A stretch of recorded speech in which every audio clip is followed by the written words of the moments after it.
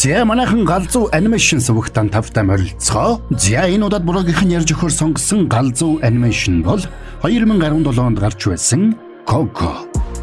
Оскар авчирсан энэ галзуу анимашн та нарт маань таалагдана гэж найдаа. За тэгээд дугаарын хамтрагчаар Easy Car Finance банк бус санхүүгийн байгууллага хамтран ажиллаж байна. Та нар маань хамгийн бага хүүгээр автомашин барьцаалсан зээл авмаар байвал 8011 80 12 дугаард холбогдоод ярилцаад үзээрэй. За тэгм үү буруугаа дэмжихийг хүсвэл сабаа дараад дарсан бол лайк дарахтал тэгэл болоо явчих байгаа юм. За тэгээд кино тайлбараа эхлүүлье.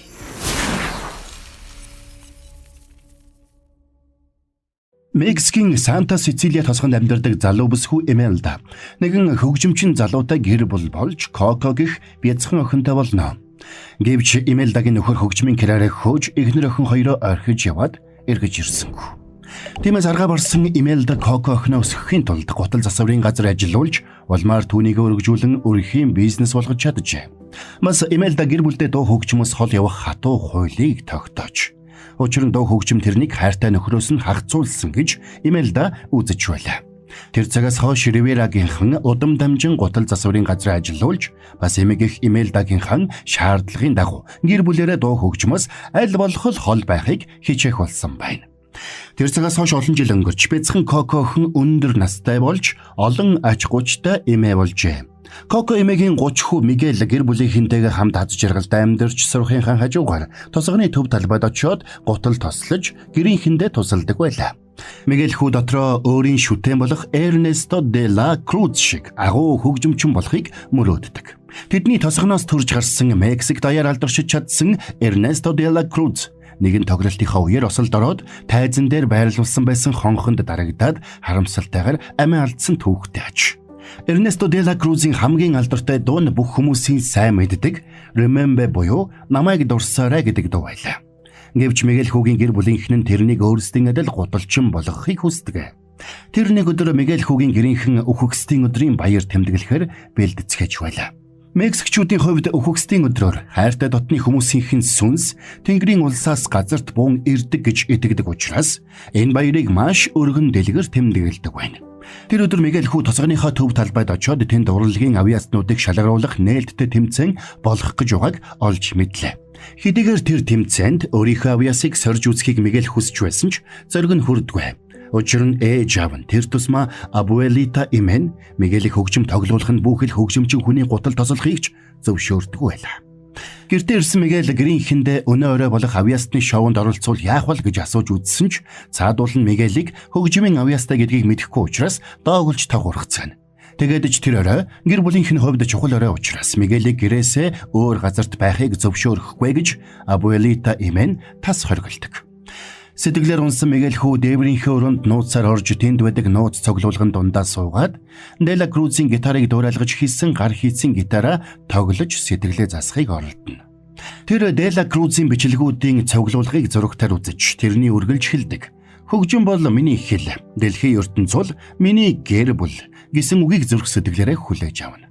Бас эцэст нь тэрний боломжийг бүү алд, боломжийг шүүрэн авч өөрийн болго гэсэн үг Мигэл хүүд урам зориг өгч тэрээр авьяастан шалгаруулах тэмцээнд оролцохоор сэтгэл шулууддаг.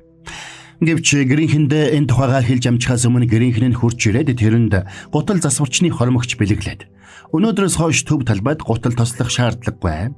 Бидэнтэй хамт гутал засварын газарт ажиллах эрхтэй боллоо гэж баяр хүргэлээ. Ингээд тулгамдсан Мигэл хүү гэрийнхэндээ тэмцээнд орох хүсэлтэд хэлж чадсангүй. Тэгээд гэрийнхэн нь өрөөнөөс гарахад Мигелийн нохой Данте хүндэтгэлийн ширээн дээр байсан хоолыг идэх гэж зүтгэж байгаад тэнд байсан жаазтай зургнуудыг унгаах шахлаа. Мигел тэрнийг болиулах гэсэн ч жаазтай зургнуудын хамгийн дээр байсан эмээгийнх Имелда болон тэрний нөхөр бас бяцхан Кокогийн зураг бүхий жааз газарт унаад хагарч орхино. Айд сандарсан Мигел зургийг шүүрч автал тэр зургийг нугалсан байж тараад нугалагдсан байсан гитарын зураг гарч ирдэг. Тэгсэн зураг дээрх гитар Мигелийн шүтэн Эрнесто де ла Крузийн гитартай яг адилхан байгааг хараад тэр хүн Эрнесто де ла Круза болохыг Мигел ойлгодог. Шүтэн нь өөрийнх нь өвөг эцэг нь болохыг ойлгосон Мигел хагартлаа баярлж дээвэр дээрээс гитараа барьж гарч ирээд гэрийнхэндээ энэ тухай хэлж би хөгжимчин болно гэж хашгирсан ч бүх зүйл буруугаар эргэлээ. Гэрийнхэн нь тэрний нууц цуглуулгыг гаргаж хаяад Абуэлита эмээ нь тэрний гитарыг хуг цохиж орхилоо.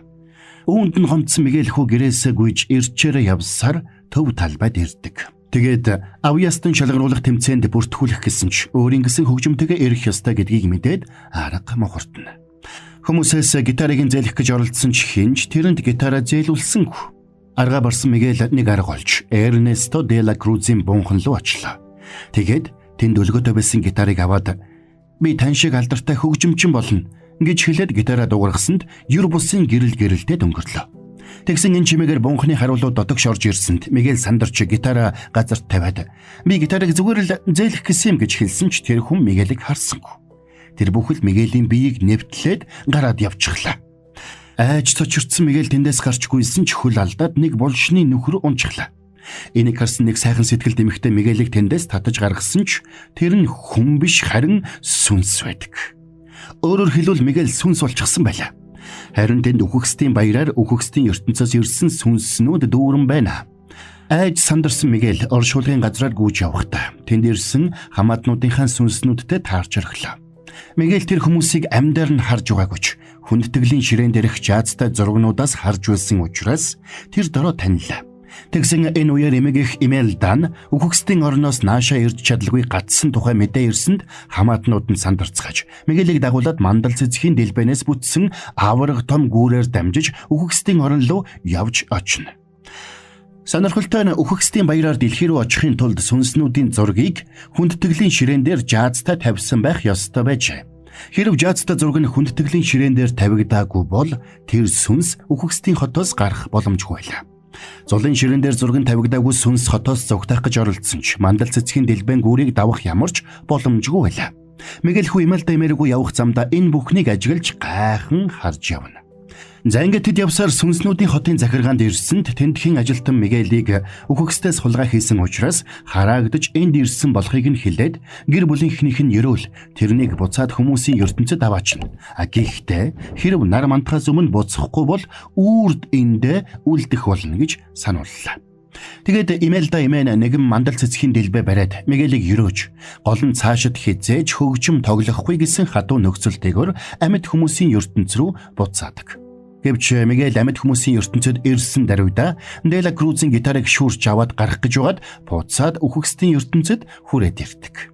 Явсан даруйда амлалтаа зөрчсөн Мигелд Имелда эмээ уурлж "Чи миний заасан нөхцлөөр л буцаж явна. Эсвэл хизээч явахгүй" гэж хатуурхад Мигел Эрнесто де ла Круз өвөөгөө олохоор шийдэж давсаг хагарлаа гэж хэлээд тэндээс гарч бошуухан зогтлоо. Тэгэд де ла Круз өвөөгөө олохоор яарангүй нэ. Ингэж явахдаа Мигел Хектор гэгч нэг сүнстэй таарлаа. Тэр хүн өвөө нь болох Эрнесто де ла Крузыг нь таньдаг байсан гэдгээ. Бас тэрнийг олоход нь туслая гэж хэлдэг. Тэгээд хариуд нь амьд хүмүүсийн ертөнцөд очихоор өөрийнх нь зургийг хүндтгэлийн ширээн дээр тавьж өгөхийг гуйна.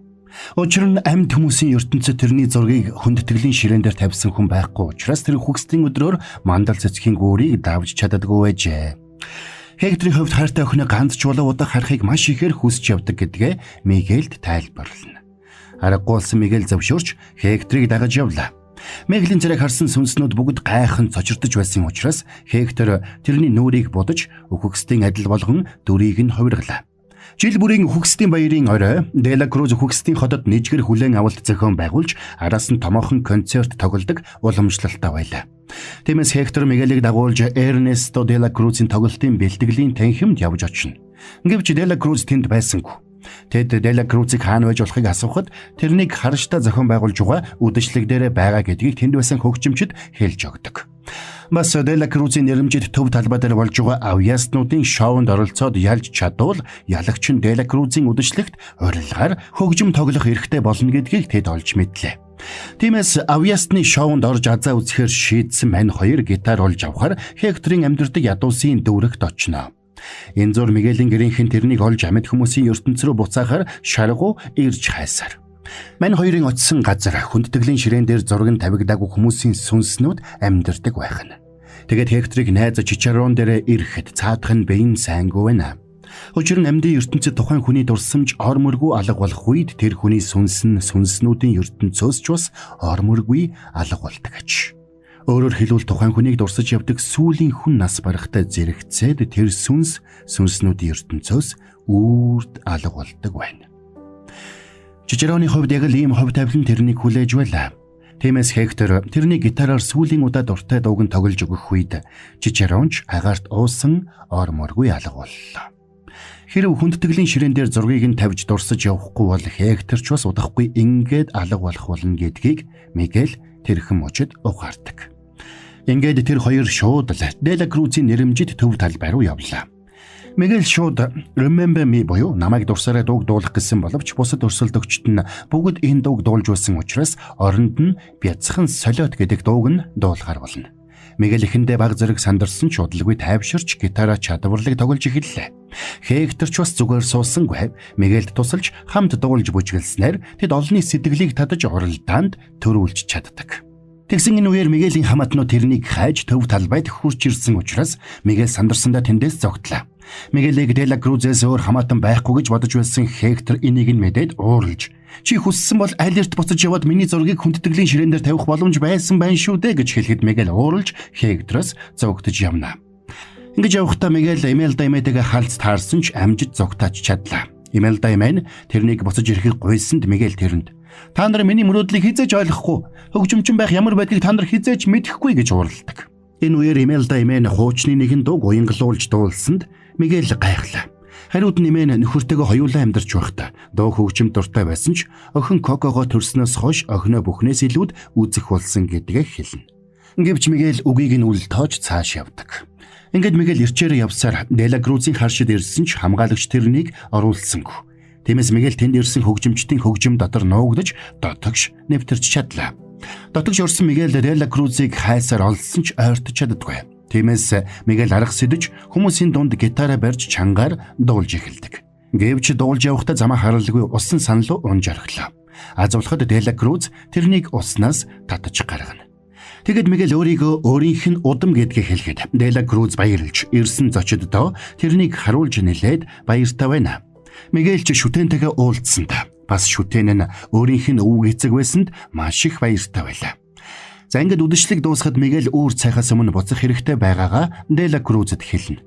Тиймээс Дела Круз мандал цэцгийн дэлбэ барьж Мигельд ерөөлийн үг хэлэх гэж байтал яг тэр үеэр зүсээ хувиргаж дотогш нэвтэрч чадсан Хектор хурч ирдэг. Тэгэд Мигелээс "Миний зургийг авч яваад хүндтгэлийн ширээн дээрээ тавиад өгөөч тий. Би охиныхоо царайг ганц ч удаа болов харахыг хүсэж байна" гэж гуйлаа. Дела Круз Хекторыг таниад гайхлаа. Энэ үеэр Хектор Дела Крузэд ууралж "Бүх юм чамаас болсон. Чи энэ бүх дуунуудыг зохиосон хүн нь би гэдгийг хэнд ч хэлээгүй учраас л ийм зүйл болсон. Намайг хинч мэдэхгүй учраас би одоо мартагдахад хүрээд байна" гэж хэллээ. Энийг сонссон Мигель Дела Крузийн тэр бүх алдартай дуунуудыг үнэн хэрэгтээ Дела Круз биш харин Хектор зохиосон болохыг ойлгоно. Хектор Дела Крузэд "Чи намайг нас барсан тэр шин. Найзынхаа төлөө тэнгэр газрыг ч орвонгоор нь эргүүлж чадна гэж надад хэлж байсан шүү дээ" гэж сануулхад тэрэн Дела Крузийн тоглосон киноны үг болохыг Мигель ойлгодог. Тэр кинон дээр ингэж хэлсэн хүн нь Дела Крузэд хор өгч алахыг оролддог аж. Эндээс Хектор өөрийгөө хоолнд хордож үхээгүй. Харин Дела Круз өөрт нь хор өгсөн болохыг ухаарлаа. Энийг ойлгосон Хектор галзууртлаа ууралж тэрнлүү дайрсан ч Дела Крузийн хамгаалагчид хурж ирээд Хекторыг авч явлаа. Бас өөрийнх нь бүх бохир нууцыг мэдсэн Мигелийг ч бас нүднээс далд болгохыг Дела Круз хамгаалагчидтай тушаана. Ингээд тэр хоёр гүн нүхэнд хаягддаг. Нар мантахаас өмнө амьдын ертөнц рүү буцах боломжгүй болсноо ухаарсан Мигель Хекторын зөвлөгөөг сонсоогүйдээ харамсаж эхэлсэн бол Хектор үрд мартагдахаас өмнө сүүлчийн удаа хайртай охин Кокого харахыг хүсэж байгаагаа хэлнэ. Учир нь Хектор мартагдж биеийн муудаж эхэлсэн байлаа. Коко гэдэг нэрийг сонссон Мигель халаасандаа байсан зургийг Хекторт харуултал Имельда эмээгийнх нь нөхөр Хектор байсан болж таарна. Харин одоо Коко эмээгийнх нь бие муудаж байгаа учраас Хектор бүр мөсөн мартагдахад ойрхон болсон гэдгийг Мигель ухаардаг. Охиныхоо зургийг харж сэтгэл нь хөдөлсөн Хектор намайг дурсаарай гэдэг дууг хайртай охиндоо зориулж зохиосон гэдгээ Мигельд хэллээ. Энэ үеэр Мигелийн нохой Данте тэднийг олж Имельда эмээ болон бусад хамаатнуудыг нь тэдэн дээр дагуулж ирснээр Мигель Хектор хоёр нүхнээс эссэн мэнд гарч чадлаа. Хэдийгээр Мигель Хекторын бодит байдлыг Имельда эмээдээ тайлбарлах гэж оролдсон ч эмээ нь авч хэлэлцдэг. Гэвч тэдний нүдэн дээр Хекторын бие муудсан учраас тэд яаралтай тэрний зургийг хүндэтгэлийн ширээн дээр тавихаар шийдцгэн. Гэвч тэр зургийг Дела Круз халаасандаа хийгээд авч явсан байлаа. Тиймээс тэд тэрний тоглолт руу явцгаана. Тэд Дела Крузийн тоглолтын нээлтийн үзүүлбэрийн бүжигчид дунд нуугдаж додогш нэвтэрцгэлээ. Тэгээд тэд Дела Крузыг хайж олоод Хекторийн зургийг авч Мигель дөгөөд тэрнийг бушуухан буцаахаар тохироод коридороор гүйсэн ч тэр дөрөв Дела Крузтэй халз таарлаа. Тиймээс тэд шууд тэрэн лүү дайрч энгэрт нь байсан Хекторийн зургийг аваад тэндээс явах гэж оролдсон ч тоглолт эхэлж Имельда эмээ Хекторийн зургийг гартаа барьсан чигээрээ тоглолтын тайзан дээр гарч чана. Аргагүй байдалд орсон Имельда хамгийн сайн дуулдаг дуугаа дуулж эхэлсэн. Хектор хуучны цагаад дурсаад гитараа тоглож эхэллээ. Энэ үеэр Дела Круз тайзан дээр гараад зургийг авах гэсэн ч Имельда тэрнээс мултарч чаддаг. Ингээд тэд тайзны ард очоод Мигелийг буцаахаар боллоо. Имельда эмээ мандал цэцгийн дэлбэг гартаа бариад "Би чамайг нэг нөхцөлтэйгээр буцааж байна" гэж хэлэхэд Мигель "Би дахиж хөгжим тоглохгүй" гэж хэлнэ. Гэвч Имельда эмээ тэрэнд "Гэр бүлийн хинчин чамд ямар их хайртайг хизээж битгий мартаарай" гэж хэллээ. Ингээд Мигелийг буцахын даваан дээр ууралж хэлгэнсэн Дела Круз ирээд шилэн хүзүүн дээрээс нь шүүрч аваад Мигелийг чирээд өндрөө сунгаахаар сүрдүүлж эхэлдэг. Шарн хөдөлсөн Мигель тэрэнд "Хектор бол чиний дуунуудыг зохиосон жинхэнэ зохиолч. Харин чи бол тэрнийг хорлж алаад дууг нь хулгайлсан лувирчин" гэж хэлэхэд Дела Круз хариудна. "Би боломжоо ашиглахын тулд юу ч хийхээс буцдаггүй хүн. Бас энийг хийхээс ч буцахгүй" гэж хэлээд Мигелийг өндрөөс доош нь шидэж орхилоо. Тэгээд Дела Круз айж цочирдсан гэрийнхэнд нь "Уучлаарай, шоу үргэлжлэх ёстой" гэж хэлээд тайзан дээрээ эргэж харсан ч үзэгчд нь хүлээж авсангүй. Учир нь тайзны ард тэрний үйлдэлсэн балмад үйлдэлийг үзэгчд нь бүгдээрээ камераар харсан байж. Тиймээс тэд Дела Крузыг тайзнаас хөөж тэрэн лөө улаан лойл шидэлж эхэлдэг.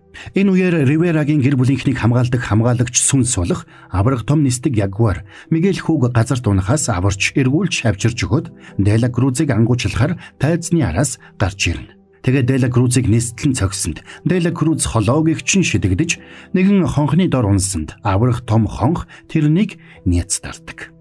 Ингээд Мигелийн гэр бүлийнхэн эргэж цуглах үед үүр цайж эхэллээ. Өөрөөр хэлбэл Мигель амжиж буцахгүй бол үрд тэндэ үлдэх нь.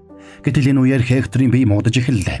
Энэ нь амьд хүмүүсийн ертөнцид Хекторыг дурсаж явдаг ганц хүн болох Коко амьсгал хураахад ойрхон болж байна гэсэн үг байлаа. Мигель буцаж яваад Хекторийн зургийг хүндтгэлийн ширээн дээр тавихыг хүсч байсан ч тэр нь усан дунаад ашиглах боломжгүй болжээ. Ингээд Хектор Мигельтэй үрд салах ёс хийгээд Мигелийг амьд хүмүүсийн ертөнц рүү буцааж явуулдаг.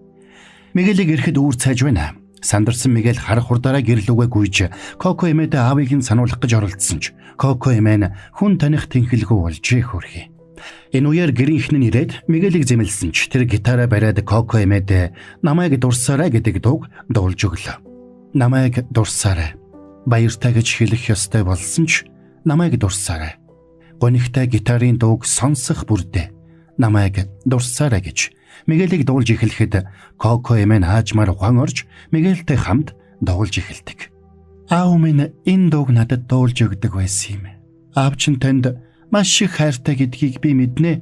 Тэгээд Коко эмээ хиндэж үзүүлдэггүй тэмдэглэлийн дэвтрээ гаргаж ирээд Хекторийн зургийн тасархайг Мигельд өгдөг. Тэр цагаас эхлээд Риверагийн гэр бүлийнхэн дуу хөгжмийг хоригдохоо болжээ.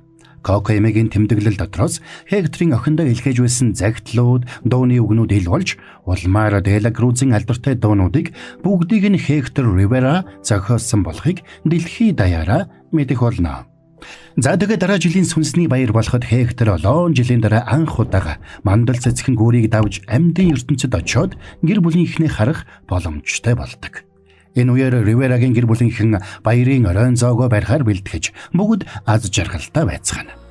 Хүсэл мөрөөдлөө биелүүлж хөгжимчин болсон Мигель хөө гитараа бариад гэр бүлийн хүмүүс ямар ч үед бие биенээ хайрлах болно хэмээн уянгалуулан дуулснаар кино маань конец фильма. За энд хүрээд энэ галзуу анимашны маань тайлбар дуусч байна.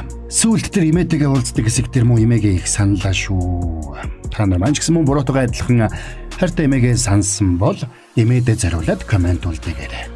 Тайлбар маань ойлгомжтой байж та нарт маань таалагдсан гэж найдаа. Энэ галзуу анимашныг та нарт ярьж өгөхөд Easy Car Finance банк бус санхүүгийн байгууллага хамтран ажиллалаа. Манайхан галзуу баг хүүгээр автомашин барьцаалсан зээл авмаар байвал 8011 8080 8012 8080 дугаард холбогдоод ярилцаад үзээрэй. Магадгүй галзуу кино галзуу анимашныг үзэж хагаад холбогдож байна гэвэл илүү баг хүүд санд болох юм лүү тийм ээ? Хэн мэдлээ. За тэгээд дараа нь нэг алзуу анимашныг та нарт ярихаар бэлдэж байгаа шүү. Тэр болтол манайхан яг үлээ. Лайка дараад, саба дараад хүлээцгээж яваарай.